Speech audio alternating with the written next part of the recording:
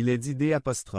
Élie, par exemple, dans Jacques 5, 17, qu'il était un homme faible, comme le nôtre, mais qu'il a fait de grandes choses, comme l'a fait, avec vos propres ressources, avec votre propre pouvoir, avec ta grande foi. Non, c'était uniquement pour notre grande alliance, Dieu.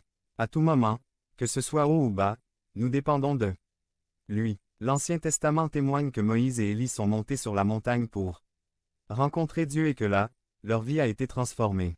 Mais même le Nouveau Testament atteste également un autre événement au cours duquel, des siècles après leur départ de cette terre, Moïse et Élie sont apparus sur une autre montagne, lors de la rencontre la plus importante pour eux et pour nous.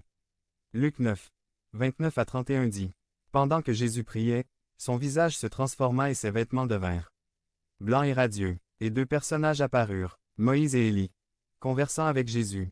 Ils avaient l'air glorieux et parlaient du départ de Jésus, qu'il était sur le point d'accomplir à Jérusalem.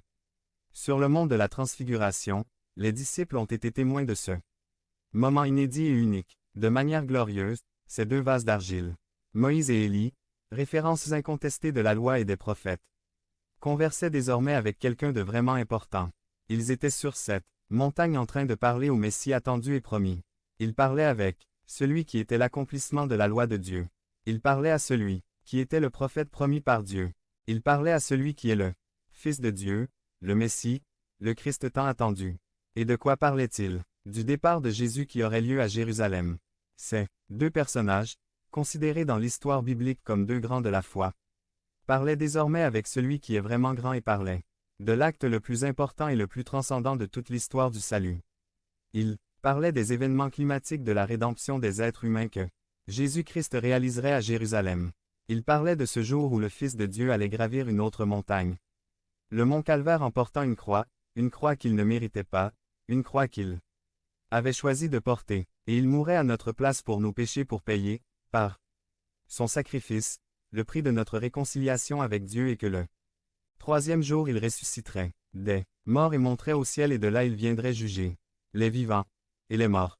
Devant lui, tout genou fléchira au ciel, sur la terre et sous la terre, et toute langue confessera que Jésus-Christ est le Seigneur de la gloire de Dieu le Père, grâce à la vie, à la mort et à la résurrection de Jésus-Christ dont Moïse et Élie ont parlé ce jour-là sur la montagne. Aujourd'hui, vous et moi, en tant que croyants en Christ, pouvons avoir une vie pleine d'espoir et de force, bien que nous soyons véritablement des vases d'argile, traversant parfois des moments riches et d'autres moments difficiles, nous pouvons avancer en faisant confiance et en dépendant de notre grande alliance, Dieu, parce que Jésus-Christ a accompli son œuvre glorieuse de rédemption. Par sa grâce, nous avons été adoptés dans la famille de Dieu.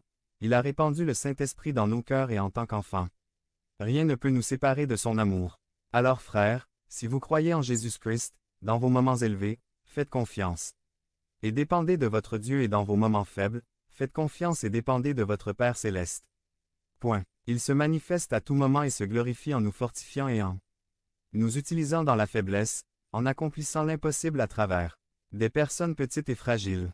Si vous traversez un moment fort de votre vie, reconnaissez avec gratitude et humilité le Seigneur Jésus-Christ dans votre vie. Si vous traversez un moment difficile dans votre vie, reconnaissez avec humilité et confiance le Seigneur Jésus-Christ dans votre vie. Il a promis d'être avec nous chaque jour jusqu'à la fin du monde et que le Dieu de l'Alliance n'abandonnera jamais son peuple. Vivons avec confiance comme des vases fragiles et d'argile, dont la force vient d'un Dieu grand, fort et fidèle à qui